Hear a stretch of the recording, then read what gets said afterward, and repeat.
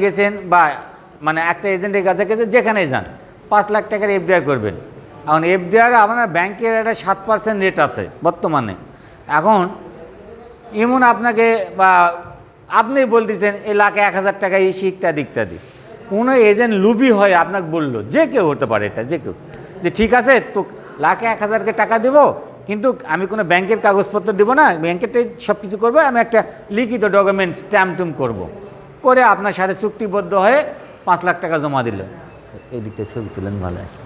5 লাখ টাকা জমা দিব, তাহলে আপনি কি করলেন? ওইভাবে করলেন। ভাই আপনাকে আমি একেবারে রিকোয়েস্ট করতেছি, অনুরোধ করতেছি, কোনো এগ্রিমেন্টের মাধ্যমে টাকা লেনদেন ব্যাংক এজেন্টের সাথে করবেন না, কারণ ব্যাংক এইভাবে কখনো লেনদেন করতে বলেনি। তার মানে আমরা চুক্তিবদ্ধ হয়ে স্ট্যাম্প রিলেটেড বা মৌখিকভাবে কোনো লেনদেন করব না। যদি করে থাকে বা কেউ যদি বলে আপনার, তাহলে প্রথমেই বুঝবেন এটা আপনাকে ধোকা দিচ্ছে, এটা 1 নম্বরে ধোকা দিচ্ছে। কারণ কখনো ব্যাংক আপনার সাথে এগ্রিমেন্টে যাবে না। আপনি কোটি কোটি টাকার মালিক হন, আপনার সাথে ব্যাংক এগ্রিমেন্টে যাবে না, ব্যাংক যায় না। তুমি ইচ্ছা করলে ব্যাংকে টাকা রাখো না, আর রাখলে চলে যাও, কিন্তু এগ্রিমেন্ট কেন, তাই না? তাহলে এরকম করলে তাহলে বুঝবেন যে এখানে আপনার সাথে ধোকা দিচ্ছে। এটা গেল একটা কথা। আর একটা দেখেন, আপনার পিন পাসওয়ার্ড, হ্যাঁ, যদি আমরা ওই যে বিভিন্ন সময় পড়ে গেছি বসে,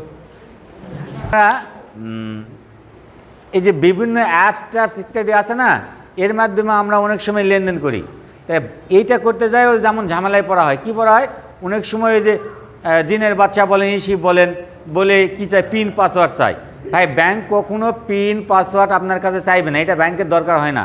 তাই দয়া করে আপনাদের যেভাবেই বলুক, পিন পাসওয়ার্ড আপনারা কাউকে দিবেন না।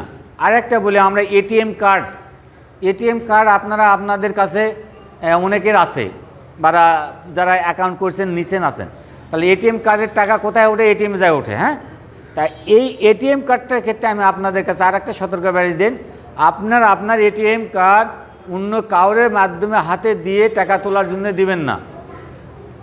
দিলে 2-3 ধরনের ধোকায় পড়তে পারেন। হ্যাঁ, আমি ছোট্ট একটা এক্সাম্পল বলতে পারি।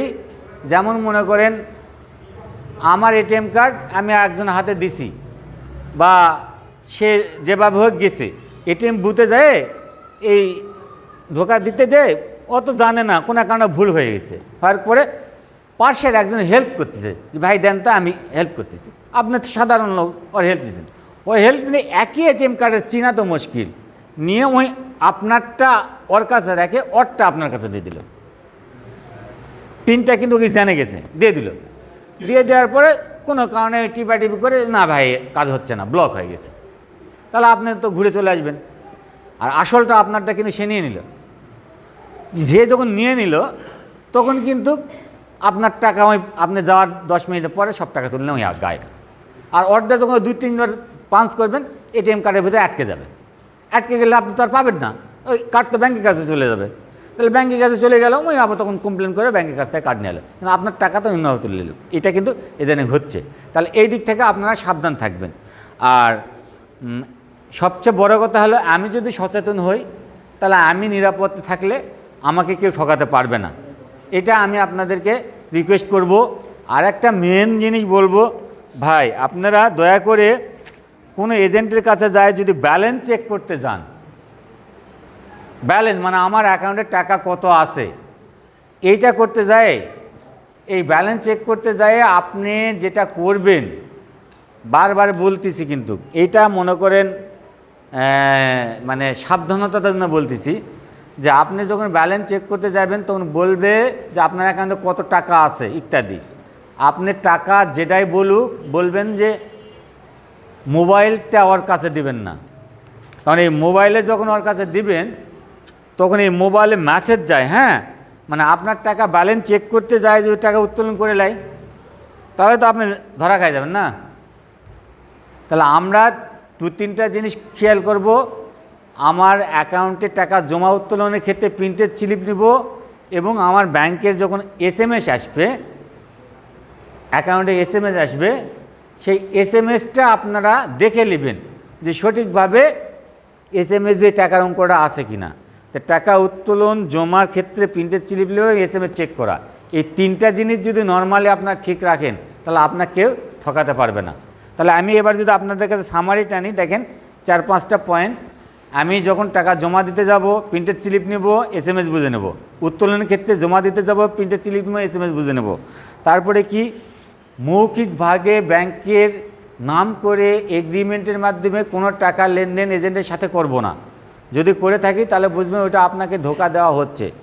তারপরে কী হলো, আমি আমার টাকা যখন জমা দিতে যাব তখনই দেব, পরে বলে যদি বলে যে ব্যালেন্স নাই তাহলে পরে যাই আমি আবার দেবো, বাট টাকা রেখে আসবো না, টাকা রেখে আসবো না। যদি রেখে আসি কোনো দুর্ঘটনা ঘটতে পারে।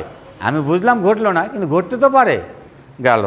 তারপরে কি হলো, আমরা কোনো এফডিআর যদি করে থাকি বা ডিপিএস করে থাকি তাহলে ব্যাংক অফিসারের, ব্যাংক কর্তৃপক্ষের সেটা আমরা দেখে নেব। আর একটা কী হলো, এসএমএস ক্ষেত্রে কোনো পিন পাসওয়ার্ড কারোর সাথে শেয়ার করব না। যদি করে থাকি তাহলে সেটা আপনি নিজে বড় মারাত্মক একটা ভুল করলেন। এই যে 4-5টা কথা আমি বললাম, এই 4-5টা যদি ঠিকমতো লেনদেন করেন তাহলে ডাচ বাংলায় হোক আর অন্যান্য ব্যাংকে হোক, আশা করি আপনারা নিরাপদে থাকতে পারবেন, নিরাপদে লেনদেন করতে পারবেন, এতে কোনো ঝামেলা হবে না। এখন আসি আমি আপনাদের সাথে এই সতর্কতা বার্তা যারা বললাম, এটা কি সবাই বুঝছেন তো? এইটার সম্বন্ধে আপনাদের কারো কোনো কোয়ারি আছে বা প্রশ্ন আছে যে এটা বুঝতে পারিনি এরকম? আজকে আপনি এখানে গ্রাহক, কালকে